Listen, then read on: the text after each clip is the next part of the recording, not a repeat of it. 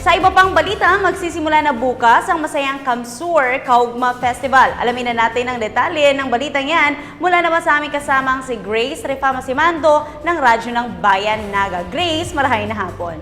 Maraming na hapon, Princess. Asahan ng makulay at maingay na pagbubukas ng isang linggong Kaugma Festival dito sa Camarines Sur bukas, Sabado.